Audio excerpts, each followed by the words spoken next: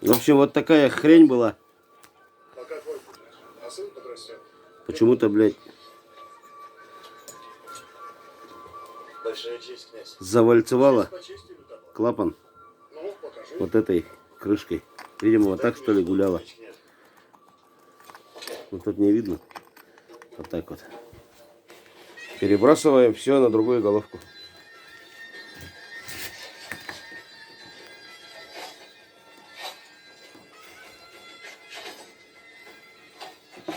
Притираем клапана.